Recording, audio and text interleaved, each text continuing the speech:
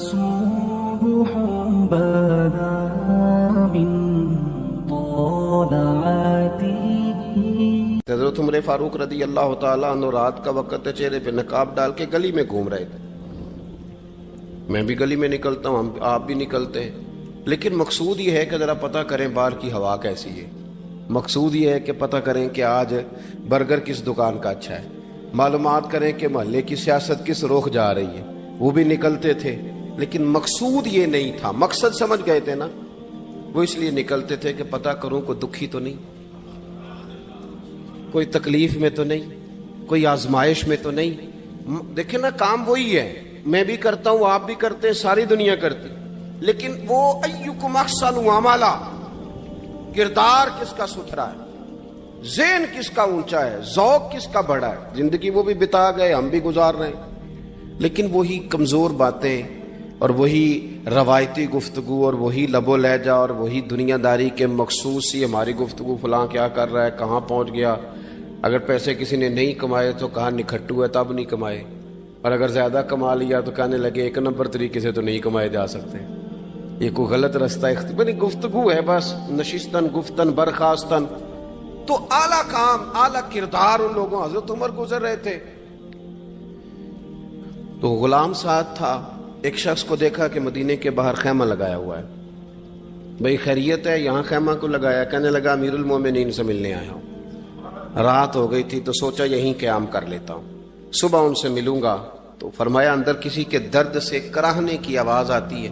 کہنے لگا میری بیوی ہے اور بچے کی ولادت کا وقت آ گیا، تکلیف میں. حضرت عمر دوڑے گھر گئے، اپنی اہلیہ سے کہنے لگے نیکی کمانے کا ارادہ ہے؟ اس نے کہا ہے. مقصد سمجھ گئے تھے نا وہ لوگ، بالکل ہے. فرمایا جو ضرورت کی چیزیں ولادت کے وقت ہوتی ہیں لے لیں. کچھ گھی لے لیا، کچھ چنے لے لیے، کچھ ضرورت کی چیزیں لے لی، خاتون کو ساتھ لیا. یہ خاتون اول کی بات کر رہا ہوں، میں خاتون اول کی بات کر رہا ہوں. حضرت فاروق اعظم رضی اللہ تعالیٰ عنہ امیر المومنین ہے. حضرت عمر نے اپنی اہلیہ کو ساتھ لیا، جہاں وہ شخص تھا وہاں آئے. اہلیہ نے حضرت عمر کے ذمہ کام لگایا، آگ جلا لیں، یہ تیل لے لیں، فلاں فلاں چیز گھی میں ڈالنے، بنانی شروع کر دیں.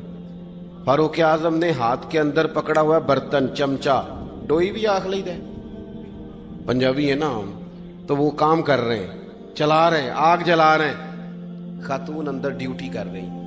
تو وہ شخص جو تھا نا جس کی بیوی تھی، وہ کہتا میں 2-3 دفعہ کا غلام ادھر آ، فلانی چیز بتا. میرے ذہن میں یہ تھا کہ امیر المومنین نے کو بندہ کھڑا کیا آنے جانے والے مسافروں کا خیال کرے. میرے ذہن 2-4 دفعہ میں نے اپنے لفظوں میں بات بھی کہہ دی، لیکن جب اندر میرے بچے کی ولادت ہوئی تو اندر سے میری بیوی بولی اور حضرت عمر کی اہلیہ بولی اور بول کے کہنے لگی امیر المومنین مبارک ہو، آپ کے دوست کو رب نے بیٹا دیا ہے. وہ شخص کہتا ہے میں باہر کھڑا تھا، وجود تڑپ گیا، آنکھیں برس پڑی. کبھی نہیں رویا تھا پر کیفیت عجیب بن گئی. کوئی تقریر نہیں سنائی، کوئی اعلیٰ شعر نہیں انہوں نے پڑھا. میں نے جوں لے کر ان کے سر سے پاؤں تک دیکھا. میں نے کہا یہ وہی شخص ہے جس کا نام لے تو کیسر و کسرا کانپ جاتے ہیں، یہ وہی شخص ہے. میں نے جمعے میں کہا تھا کہ روب کپڑوں کا نہیں ہوتا، روب تو دیانتداری کا ہوتا ہے. ہاں بڑا مال کما کے لوگوں نے بنائی ہوتی ہے کار کوٹھی، تو بندے کھڑے ہو کے کہہ دیتے ہیں 2 نمبر طریقے سے آیا ہے.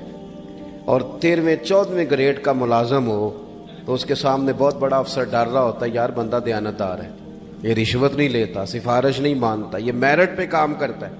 تو روب تو آپ کی دیانتداری کا ہے، آپ کی سچائی کا ہے. اپنی زندگی میں جو لوگ مقصد سمجھ گئے، مقاصد پا گئے، کچھ کر گئے، ہم ذرا الجھ گئے ہیں. پہلے اتنا شاندار مکان بناتے ہیں، پھر مرنے کو کس کا دل چاہے. اتنی محنت کر کے جو ہے وہ کوٹھی بنائی ہے تو اب چھوڑ کے کون جائے. وہ تیار بیٹھے تھے.